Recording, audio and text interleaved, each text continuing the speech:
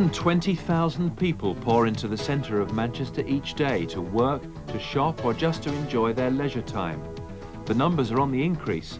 Since 1981, the daily total has gone up 20%, and the latest surveys predict further increases. The vast majority come by car, and even with recent road improvements, congestion seems to be getting worse. Delays are not only annoying and costly to the individual traveller, but also damaging to the economy and to the environment. Clearly there is conflict in town. Too many people, too many motor vehicles. And one way to solve that conflict is to be more strict about entry to city centres by cars, which is what our European neighbours have done. So the city centre is for people, not for cars. You can come towards the city centre, but not in the city centre. So they've reserved the city centre for people and public transport. If more people made the journey by public transport, the problem of congestion would be eased. At present, only 14% of Manchester's commuters travel by train. There are several reasons for this, but perhaps the most important is the location of the city's main railway stations. Piccadilly, Oxford Road, Deansgate, Salford and Victoria are all away from the real centre of the city. Ironically, the one station which was nearer the heart of things, Central, was closed 20 years ago. So for most rail travellers, getting to work or to the shops means another journey by bus or on foot once they've got off the train to reach their actual destination. With Metrolink, there's going to be a big improvement because for those lines which will be served by Metrolink, which will be initially the Altrincham and the Bury lines, the train will take you straight into the city centre without any delay at all. You won't need to change. You'll be dropped off in the middle of the city, much nearer the shops, the offices, where you work, where you want to get to. Almost since Manchester's railways were completed, schemes have been mooted to fill in the missing gap. Back in 1878, there were plans for an underground rail link between Piccadilly, Victoria and Central stations. It was a similar idea, the so-called Pick-Vic link, which came close to fruition in the 1970s, but the cost, even then put at £118 million, was deemed too high. The scheme involved an underground link across the city with 5 stations: Piccadilly Low Level, below the mainline terminus, Princes Street at its junction with Whitworth Street, Albert Square, St Peter's Square, serving the central business district, Market Street near the main shopping area, and Victoria Low Level underneath the British Rail station. Now though, the Metrolink scheme, the latest solution to Manchester's rail problems, does seem almost certain to get off the ground. It's a light rail system with tram-like vehicles running on tracks embedded into the city centre streets, taking electric power from overhead cables. The same vehicles will run through on the existing suburban rail lines, which will be converted to light rail. The first phase of the project, due for completion in 1991, at a cost of around £90 million, will link the north and south sides of Manchester, using the Bury to Victoria and Altrincham to Piccadilly lines. What it looks like being at this stage is a through service from Bury and from Altrincham into Piccadilly. And if you want to go straight across the city centre in the off-peak period, you would change at Piccadilly Gardens. In the peak period, there will be sort of short distance workings or shuttle workings between, say, Whitefield and Timperley, which will go straight across the city centre. But obviously, we shall be doing more research into exact patterns of people, and as time evolves, you can go straight across the city, or you can go into Piccadilly, Undercroft, and change there, whichever way you want. Suppose you were coming in to Victoria. Yes. Where will it go from there? Well, from Victoria, the station will be within the existing concourse of the station, just similar to where the Bay lines are now, across Corporation Street, into Balloon Street, and then into High Street. So it will give you access to Market Street, the Arndale Centre, and Fountain Street. It will then curve round Lewis's Corner and go straight down Mosley Street. But also there'll be the triangular junction there with the branch to Piccadilly Gardens and to Piccadilly Undercroft Station. The other line will go straight down Mosley Street, across Princes Street into St Peter's Square. It then wiggles round the Midland Hotel to the back of the Midland Hotel and up what is called the GMEX ramp, which will go up to the GMEX station, and there'll also be the bridge across into the existing Deansgate BR station. Light rail is a well-established concept elsewhere in Europe and North America, where many cities, even comparatively small ones, see it as a solution to their traffic problems. It's relatively cheap, quick to build and environmentally friendly. Britain is coming onto the scene rather late in the day, with the Docklands Railway in London, opened in 1987, the only major example of a recent scheme. Blackpool, of course, was clever enough to keep its tram system when all around were losing theirs, although tourist potential rather than traffic congestion was the main motive. Now though, 21 towns and cities are considering light rail schemes with varying degrees of seriousness. Sheffield, Leeds, Bristol and the West Midlands are well advanced, but other places, including Chester, have feasibility studies underway. Light rail is a compromise between buses and underground. It has the advantage of electricity, therefore it's quiet, clean, and it's guided, so you know where it's going to go. And on the other hand, it has some of the advantages of buses, namely that it's relatively small units, and they can move in smaller circles, so you can get into tighter corners than an underground. So it's essentially a halfway house between underground and buses. Why not buses? Well, in some towns, bus lanes might make a very sensible first step to identifying a market for light rail. And this is certainly what's happened in some European towns. They've improved the bus service, found that patronage picked up, and therefore they've invested in light rail. And if you look at some of the Swiss towns, they've got to the stage now where they're talking about phasing out their buses and substituting light rail. On Tyneside, they went for a different solution. The Metro, opened in 1980, also used existing suburban rail lines linked by new city centre stretches, but these are underground. Digging tunnels is expensive though. The Tyne and Wear Metro cost £280 million 10 years ago. Despite the extra cost of going underground, some believe it's ultimately a better investment and appropriate for Manchester. Light rail is, as the name implies, it is light, and you cannot mix light railway vehicles on the same tracks with conventional intercity or freight trains in case there's an accident. So you have to, the only lines they can convert to Metrolink are those that don't carry freight, intercity and other British Rail passenger services. Now that is a minority of lines in Manchester. The majority do carry other rail traffic. And why exactly would an underground system enable you to bring in more? Well, the thing about the underground is that once you get the tunnels in place in the centre, then you can feed all the local rail services in.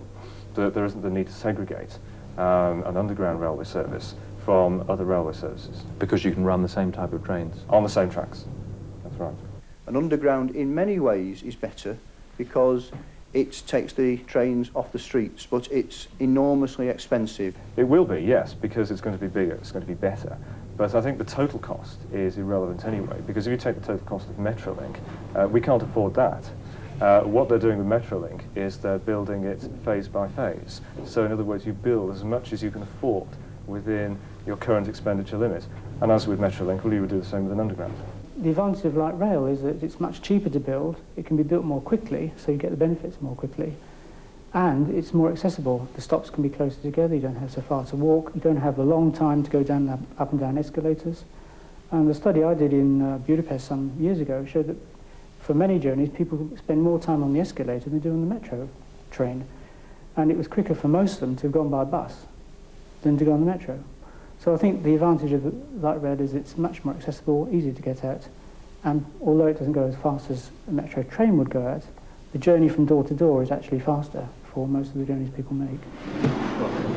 Gentlemen, this is the formal opening of the tenders for the phase 1 of the Metrolink project. We've received 3 tenders, first of all from the GMA group, secondly from the Hawker-Siddeley consortium, and thirdly from the Trafalgar House-Brell consortium. I propose first of all to open the one for the Hawker-Siddeley consortium. Whatever alternatives there might have been, it's the Metrolink system that's going ahead. The successful consortia out of 3 who reached the second stage is the GMA consortium. 2 weeks ago, the consortium chosen to build and operate it was announced. It comprises the electrical giant GEC, the construction firms Molam and AMEC, and GM Buses.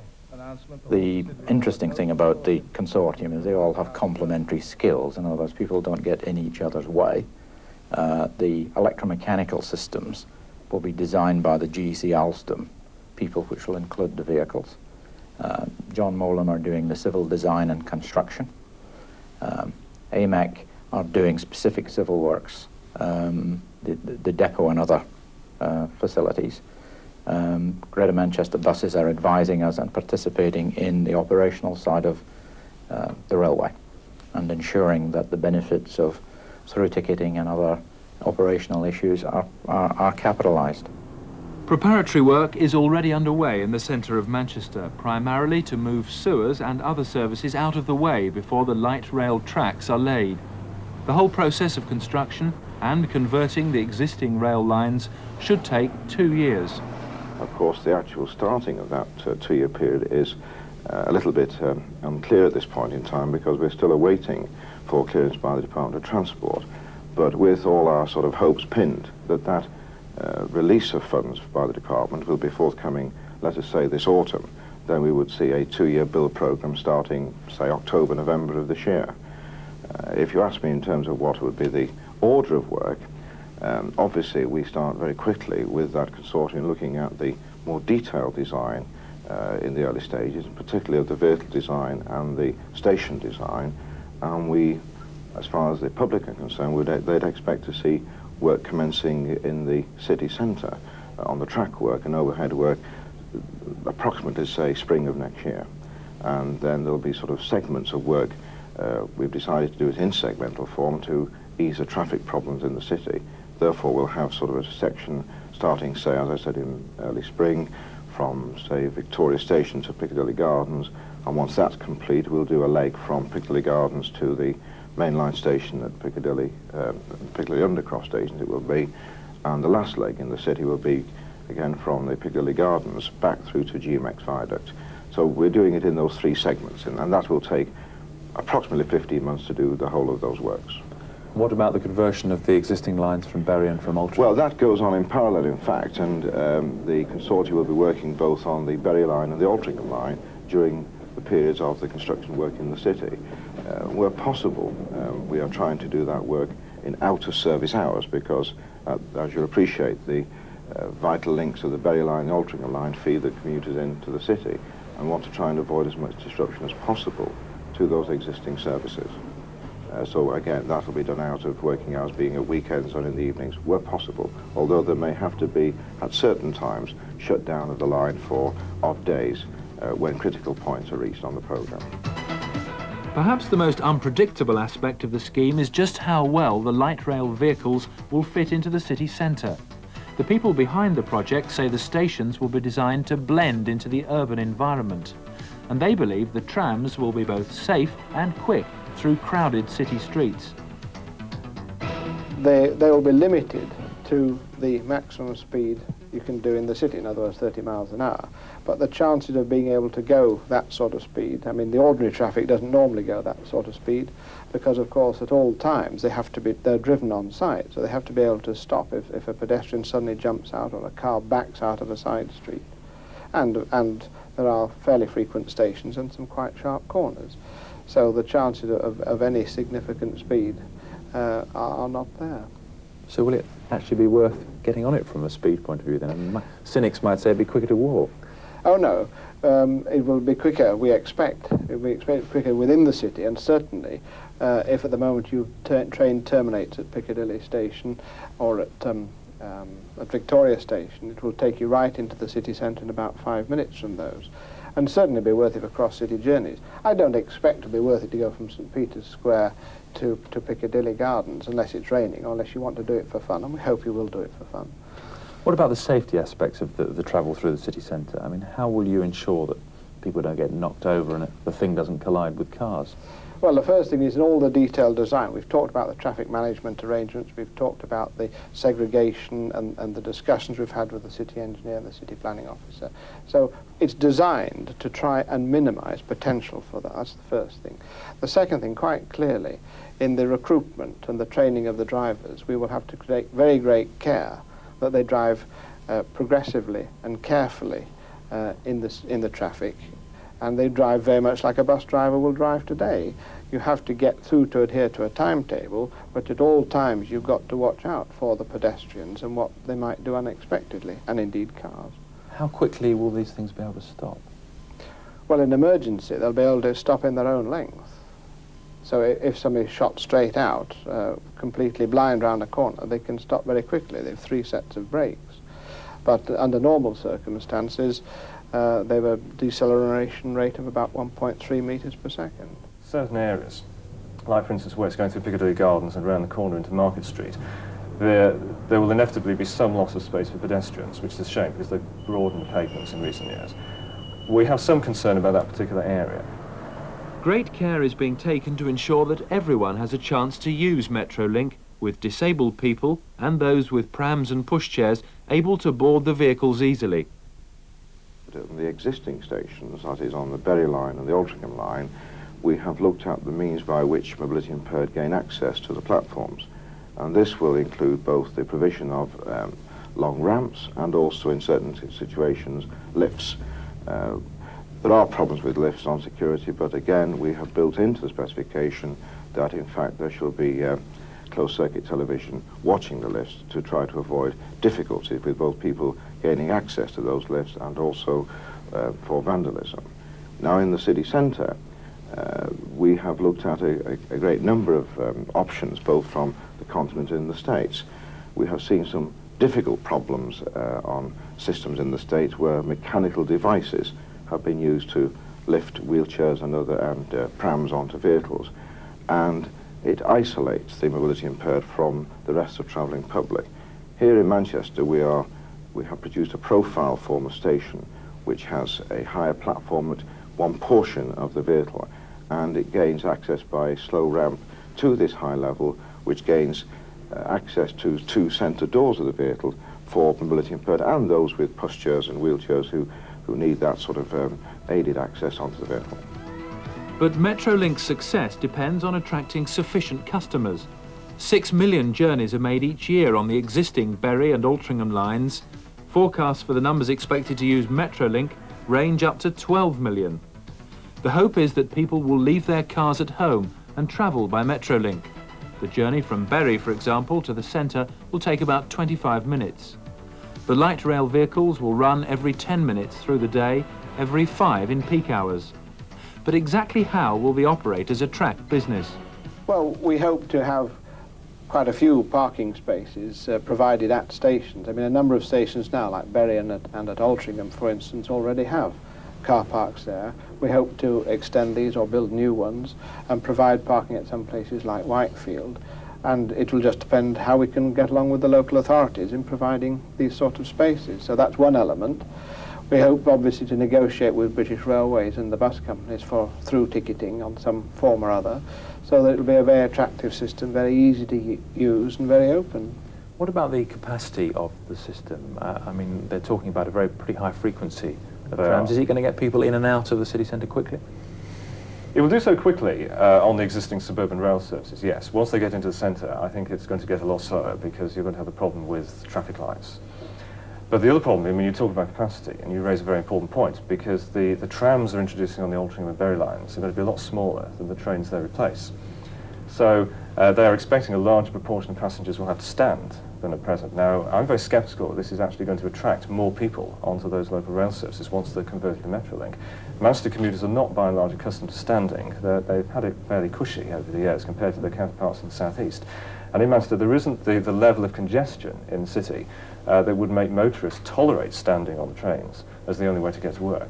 The crucial question is whether the light rail will stop the decline of the city centre, help to stimulate its revival. And again, if you look at other cities, notably in North America, the answer must be yes. Because one of the great advantages of light rail is it doesn't need car parking space.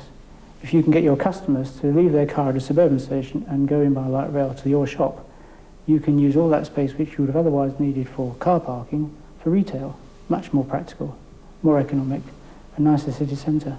Research that the PTE did show that the one of the things that puts people off coming in by train, even though they've got a good train service now, is getting from the station in the city centre. And of course they can still use their car to get to Metrolink, and in fact I'm quite sure that parking at stations will be increased and there'll be greater facilities for people to drive to Metrolink and then use it where it'll be almost as good as a car for getting you right to work or right into the shops. But how many people will need to use it to make it viable? At the moment, we've got about 8 million people using those lines. The best estimates we can make is that that will increase to almost 12.5 million journeys as a result of putting on Metrolink. Quite clearly, at 12.5 million journeys, the system will be viable. The North West public certainly showed an interest in the concept of light rail during a demonstration 2.5 years ago. 10,000 people travelled on a Docklands light rail vehicle which ran on a short stretch of freight line in Manchester. But when Metrolink starts for real in 1991, how much will it cost to use it? We would expect at today's level the fares will be marginally up on the existing bus and train fares. They'll be slightly higher, probably 15, 20 pence higher, something like that, to reflect a better standard of vehicle, a more frequent service. After all, there's no service on Sunday on the Bury line, and the fact that they improve penetration of the city centre, so they reduce people's walking time between 5 and 15 minutes. So at today's fares, it would be slightly up on existing ones. The system has to work commercially. It's in a competitive environment. The buses are deregulated, and so we can't price ourselves ridiculously high, otherwise we won't get the passengers. And of course, there's the competition from taxis and the private car. But it's the overall way in which the scheme is being financed which is breaking new ground. Metrolink will cost about £90 million to build. The public sector, that's the government, the local passenger transport executive and possibly the EEC, will put in at least 3/4. The rest will come from the private firms making up the winning consortium. In return, they'll get a concession, probably for 15 years, to run the system and to take any profits. The ownership of the track and the rolling stock will rest with the passenger transport executive. I think the government in this country have given all the indications that that's how they see the future. We're in the transportation business and on a long-term base, and we will have to recognise that desire. It so happens that I personally feel, in my company's view, is that that is quite a good way of doing it, and you do get the benefits of public sector experience with private sector management, and the combination of the two we think will be quite effective. But there'll be no regulation of fare levels, with the power to raise them left entirely in the hands of the private operators, something which critics believe will leave the travelling public vulnerable. The PTA have set the service standards, as I explained, sort of a 10-minute frequency throughout the day, and that was their requirement to do that so that they catch the social benefits as well as the financial benefits. And then really, by having it run by a private enterprise, you've got to give the freedom to set the fares and the marketing strategy and the publicity then to the operator to do. But the ceiling is what the market will bear, and you're in a competitive situation. If we price ourselves out, we shan't get the numbers of passengers, and we shan't get the value we've placed on the concession. To begin with, all the bus companies, which probably cater for more public transport in Britain than any other mode of public transport, are now private, in the sense that even the publicly owned ones are privately run. I see no reason why they shouldn't be totally safeguarded, and obviously it's our job in designing the agreement for the concession to see that these safeguards are built in, but at the same time building in the flexibility to allow the private sector to make some return, which will no doubt persuade them to do better, even still. If Metrolink does succeed, there are ambitious plans to extend it around Greater Manchester. Existing rail lines to Glossop and Marple could be converted to light rail. A disused line to Didsbury could be reopened, and most likely lines to Rochdale and Oldham would be converted, along with completely new lines to Salford Quays and Trafford Park. These would serve the planned new out-of-town shopping development near the M63 at Dumplington, and the government has indicated that final permission for the shopping centre may be linked to the building of the rail link. So plans for the extension of Metrolink there are being brought forward. I'm pleased to say that I was recently able to write to the Department of the Environment saying that I have reasonable expectation of being able to build LRT from Cornbrook to Dumplington, and in reasonable time. That's the sort of colloquial words that the department tends to use. I would also like to say that it is my intention that there will be no extra additional ratepayers' money going into that scheme, and it is intended that that will be run substantially by private capital. After that, we will be looking at the eastern extensions, as we call them, from Piccadilly out towards Glossop, Hadfield, places of that area. There are, of course, other extensions planned as well. No doubt by the time we speak again, we'll even have more planned. You know, as soon as you finish one lot, there are several others on it's a continually moving target once you start. There's no doubt that the local rail network around many parts of the northwest, particularly Manchester, has suffered from lack of investment in recent years. So, for example, the Bury to Victoria line would have needed money spending on it before long anyway. Metrolink is an ingenious attempt to improve public transport for some, at least, of Manchester's commuters at relatively low cost. Only time will tell if it turns out to be more than a passing phase or a long-term solution to the problem of city centre congestion. It's going to improve accessibility to the central area. That in turn is going to make it easier for people to locate there, to get a job, or to find jobs, easier for employers to find employees, easier for people to get into the shops. So those benefits will benefit everybody. It works very well in continental cities, it works very well in North American cities, and I don't see why it shouldn't work here. It's time to look afresh. Instead of blindly carrying on with what you chose in the early 80s, when the political situation, the economic situation was very different. It's time to review what you're doing, and really we need a rail strategy for the whole of Manchester's railway system. Not saying, well, Metrolink's all we can do and we'll try and push it where we can, and, well, it's a shame about the rest, but we say we want a strategy for the whole system. We would like to demonstrate not only to the public at large, but certainly to our own employees, the quality of the systems that we've been building around the world that they will ride on. Additionally, it provides them with a service to work, so we have the double benefit or the double penalty. If it's very good, they'll be very pleased, and we'll have a good relations with our employees and a clear demonstration of our competence. And if it was marginal or didn't work, then really, you know, we would have a disbenefit twice. Well, given the present circumstances of restricted public funds and the very real problems of congestion, it's a very good first step in order to help solve the problems in Manchester. But I would imagine that at some stage in the future, further investment will be necessary. But that will depend upon how well the light rail system is used as it's built and what funds are available at that time. I have heard one local politician, whether out of truth or pride, I don't know, refer to this as, well, you know, many years ago somebody built the ship canal, and then somebody built the airport, and now we're going to build Metrolink. I don't believe that the potential benefit to Greater Manchester as a whole can be assessed, and if it were assessed now, I have no doubt that it would be understated. Without it, it's one of those things that, you know, the city won't grow as big as it could grow and become as productive as it could do without some form of mass transit.